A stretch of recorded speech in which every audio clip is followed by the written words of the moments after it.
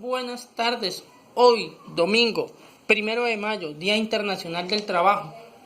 Este mes, el mes de mayo, mes de las madres, mes de nuestra Madre Santísima, la Madre de Dios, la Virgen María,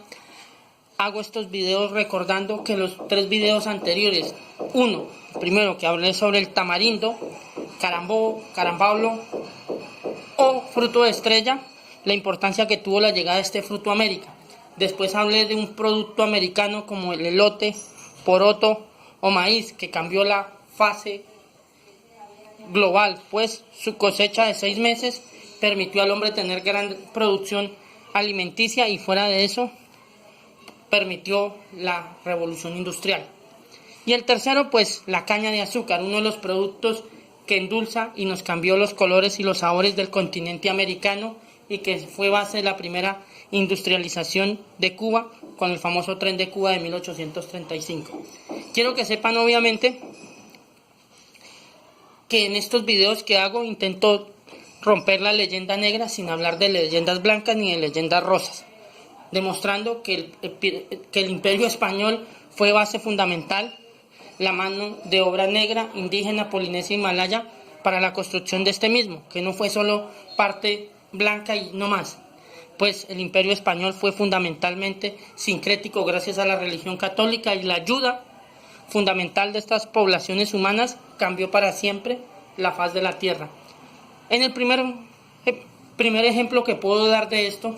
puede ser el ataque británico sobre Cartagena de Indias, el segundo desembarco más grande de la historia, liderado por Sir Edward Burton a las órdenes del rey inglés Jorge II, que ordenará el ataque militar sobre las posesiones españolas. Un Edward Vernon que después del saqueo de Portobelo será la figura más importante del Imperio Británico, al cual le componen el famoso Rule Britannia, donde un ejército británico con 28.000 a 32.000 hombres, con 200 barcos y 4.500 piezas de artillerías a un solo hombre, a Sir Edward Vernon, que liderará este ataque, es derrotado por el mítico hombre que en el fuerte de San Lázaro, hoy San Felipe de Barajas, en la mítica ciudad de Cartagena de Indias, en la actual Colombia, junto a 600 indígenas camalamarí, 500 hombres libres de Cartagena, negros libres, 600 palenqueros, 600 hombres de San Basilio de Palenque, mestizos y criollos, en su mayoría americanos, derrotarán este ejército con apenas 2.800 hombres, 6 barcos y 900 piezas de artillerías al mando del gran general Blas de Lezo. También podría hablar de la propia derrota de Vernon nuevamente en este año, en 1741, contra Francisco Cajigal de la Vega, donde los negros al mando de Francisco Cajigal de la Vega, gobernador de la plaza de la isla española de Cuba, derrotarán a Vernon, un ejército de 4.000 ingleses contra apenas 500 negros, es derrotado nuevamente y humillantemente por el ejército español. O también el aporte fundamentalísimo en la flota española en la primera victoria contra la primera batalla de Manila, engendrada contra los holandeses, donde 18 barcos luchan contra 2 galeones pesados españoles de poca artillería y que se utilizaban para hacer el famoso viaje de Manila, que era de Acapulco a Manila sin escalas. Estos barcos ganarán gracias a la ayuda de habitantes malayos que se sumarán al ejército español, y en recuerdo de esta victoria en la hermosa ciudad de Zamboanga, en la isla de Mindanao, se construyó la iglesia de la Virgen del Pilar. O también podría hablar de las sinnúmero de ciudades que fundaron los indígenas y negros a nombre de España. Una puede ser Puebla en México, fundada por Juan de Garrido, conquistador negro, que acompañó también a la fundación del viejo San Juan de Puerto Rico. O el señor Lorenzo Gaque de Ubaque, jefe tribal de una de las 13 lagunas sagradas de los muiscas, que trabajando para España fundará la ciudad de Gaquesa o San Pablo de Caquesa, que hoy, a mitad de camino entre Villavicencio y Bogotá, es una fase cultural del mundo hispano. Y sin fin de ayudas producidas por los indígenas y negros. Incluso uno de los periodos más lustrosos para estos hombres fue la llegada de España. Como he dicho siempre, esto no quiere decir que fue perfecta, casta y pura y que no hubo nada malo, pues son seres humanos y los errores, delitos y abusos existen en todos los periodos humanos, incluso en la actualidad. Debo decir obviamente que el proceso cultural más grande que se vivió en América fue esta llegada española que cambió para siempre la faz de la tierra. O podría hablar que, por ejemplo, muchísimas de las exploraciones hechas por los españoles tuvieron guías indígenas gracias a que los indígenas se sumaron voluntariamente a los ejércitos españoles y cambiarían las fuerzas y el torno de la guerra, como fue la alianza de Cortés con los tlaxcaltecas, donde más de 100,000 soldados eran indígenas con apenas Cortés con 200 hombres contra los mexicas, donde se puede decir que más del 98% de los soldados españoles eran indígenas. O las victorias españolas en la Viena en 1527, donde el rey Carlos I socorre a su tío, donde la mitad del ejército español era compuesto por indígenas purépechas, totonacas, tlaxcaltecas y mexicas, que se juntan al ejército español para derrotar al ejército del gran Solimán el Magnífico. Y serán así muchísimas veces nuestras victorias por parte de los indígenas que trabajaron entregada y devocionadamente por el ejército español, entendiendo que eso eran y que tenían que luchar de mano, fuerza a fuerza, codo a codo con el ejército español. O también podría hablar de Juan el Latino, uno de los profesores más eruditos de España del siglo XVI, que procedente de Etiopía cambió la educación y la forma de vida y fue profesor personal del propio rey Felipe II. O podríamos hablar de las leyes engendradas por los reyes de España, de los primeros grandes trastámaras, de los últimos grandes reyes trastámaras y los primeros grandes reyes habsburgos, como Isabel la Católica, que reina de España en su códice y su testamento real firma que los indígenas son súbditos y que no pueden ser obligados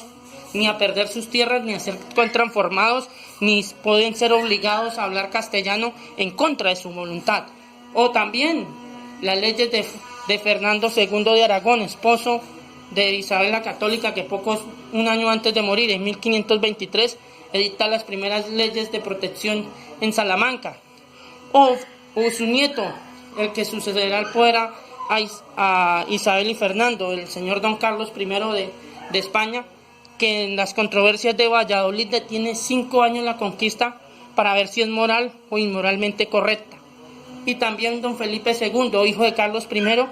que engendrará de su puño y letra las primeras órdenes de los trabajos salariales, en donde se obliga a que ningún trabajador libre o esclavo pueda trabajar más de 8 horas de ninguna manera, que éstas sean acudidas por el patrón o amo y que éstas nunca excedan las 8 horas y que jamás excedan 4 horas de trabajo continuo, sin un descanso, sin comer y sin bebida. También se puede probar de forma muy fácil de que estas poblaciones indígenas amaron y respetaron al rey, al soberano español, entendiendo que ellos eran parte de esta sociedad que cambiaba y se transformaba, como ha cambiado las sociedades en el transcurso del tiempo. En este transcurso y en este sincretismo religioso, las plantas y los animales también fueron fundamentales para los cambios humanos, que han sido obviados casi por todos los historiadores, y eso es lo que yo busco en mi libro El Edén Inconcluso, la primera y la segunda parte. Busco enseñarle a la gente lo importante que fueron los animales y las plantas traídas por el Imperio Español a América, y que esto nos ha engendrado y que nosotros somos hijos de este sincretismo religioso y cultural que ha hecho el mundo una cosa diferente. También podríamos hablar de los grandes sacerdotes, como Juan de Mariana o Francisco de Vitoria, padres del derecho internacional humanitario reconocidos por la propia Unión Europea, o Antonio de Nebrija o Lebrija, que será el padre del idioma castellano con la gramática del idioma castellano en 1492. Y todos estos egregios, San Pedro Claver, San Ignacio de Loyola, San Francisco de Javier y muchos otros, que mirarán al hombre sin importar qué y expanderán el evangelio, pero entendiendo que América y España eran una sola y que era necesario la unión de estos pueblos para que España pudiera expandir la religión católica y llevarla a los confines de la tierra. También podríamos hablar del trasteo de animales y plantas por parte de los españoles, de su llegada a Filipinas y después de la ocupación pacífica de Guam y de las islas de la Polinesia española, donde la llegada del carabao, el búfalo enano de agua de las Filipinas, fue fundamental para el cambio del pueblo chamorrano, que hoy en día ve este animal como parte de sí mismo. O también podríamos hablar de los enormes aportes de los grandes negros de Esmeralda, que crearon su propia cofradía católica e hicieron que los primeros negros tuvieran libertad y derechos, o incluso de los propios negros que rebelados en contra de España, como fue el famoso San Basilio de Palenque, en lo que hoy es el departamento del Bolívar, lucharon después de que establecieron las paces con España, después de la muerte de San Pedro Claver, para unirse y perdonarse y entender que la unión estaba a la fuerza, sin querer decir que esto fue perfecto, casto y puro, porque como ya he dicho miles de veces, esto no es posible. Quiero que también entiendan que este proceso cultural español, que es el nuestro, se vivió por partes iguales y que también en España hubo arbitrariedades y abusos y que también en el mundo americano las hubieron, pero que estas no fueron engendradas deliberadamente como si lo hizo Inglaterra, Francia, Holanda e incluso las naciones independientes de España, que sin miramientos hacia atrás, como por ejemplo Argentina o Chile, que después de su independencia hicieron campañas bestiales para eliminar a los indios y quitarle las tierras que les habían defendido la propia corona, o en el norte de México y el sur de Estados Unidos en la actualidad, donde los indígenas lucharon en contra del Imperio Mexicano y los Estados Unidos de América, donde los indígenas darían su propia vida sintiéndose españoles sin ya tener un fin político unidos. Y sería sin fines de veces donde podríamos demostrar que la acción española fue buena, sin decir que fue casta, perfecta y no hay nada reprochable, porque eso no es posible. O el nacimiento de la primera nación indígena como los pueblos guaraní o los tlaxcaltecas, que fueron fundamentales para el triunfo español en lo que hoy conocemos como la caída de Tenochtitlán. Serían muchísimos episodios donde las poblaciones indígenas, negras, polinesias y malayas ayudaron y le dieron la mano a España. Entendieron que debían olvidar sus rencores, perdonar los delitos de algunos y seguir continuamente hacia adelante. Podríamos colocar los delitos de indígenas hacia blancos y de negros hacia indígenas y blancos y continuar así sin fin por los siglos de los siglos, olvidando que estas sociedades que vivieron estos detalles fueron fundamentales para vivir y perdonarse, que fue fundamental el acervo cultural hispano para verse y ver hacia adelante, entendiendo que la forma de vida histórica del mundo ha sido así. Quiero que sepan que para finalizar este video,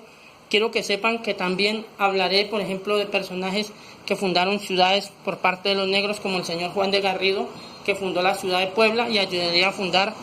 la famosa ciudad del viejo San Juan de Puerto Rico, junto a Juan Ponce de León, y moriría acompañándole a las exploraciones de la Florida. Debemos entender que estos personajes cambiaron y entendieron lo que fue su proceso cultural y perdonaron lo malo que hubieran hecho los otros, sin querer decir que todo fue noble, perfecto y casto. También debo decir que obviamente en este sincretismo que se vivió dentro de esa raza cósmica que es el mundo hispano, entendiendo que España aún existe y que no es solo el país europeo que hoy definimos como el país que limita con Francia, Andorra, Portugal, en las ciudades autónomas de Ceuta y Melilla con Marruecos y en el noroccidente de África, en la mar, las islas de las Canarias, sino es todo el mundo hispano que hoy en día, ido a menos, necesita una ayuda y una alianza entre sí y mirar hacia adelante viendo el pasado y lo grandioso que fue, sin olvidar que obviamente hubieron cosas reprochables y desdeñables que no se deben volver a repetir, pero sí se deben recordar. Quiero que sepan obviamente que este valor se da gracias al sincretismo de la Iglesia Católica y de la unión de los conquistadores españoles con esta, a pesar de que todos no eran católicos fervorosos como nos han pintado. Pero también debemos entender que estos hombres fueron los principales hombres que se enamoraron de América, porque la mayoría de los conquistadores se quedó en América, vivió y murió en América, teniendo descendencia, hijos que llegaron a los más altos cargos de las administraciones españolas, y muchos de estos conquistadores se casarían con indígenas, como el caso de Francisco de Pizarro, de Alonso de Ojeda y del propio Vasco Núñez de Balboa. Entendiendo esto, para finalizar les diré que hablaré de mujeres heroicas, y hoy un país que parece que no pinta nada y que solo pinta turismo, como República Dominicana, en su famoso Puente de la Libertad, hablaré de las 47 mujeres heroínas que por más de un mes pusieron en jaque a Sir Francis Drake y la mujer que engendraría esto, y todas las otras 46 mujeres, todas eran de raza o de color de piel negra, entendiendo que eran españolas, dieron su vida y más de la mitad morirán en este proceso. Como saben, mi nombre es Eduardo Alberto Gómez Moreno,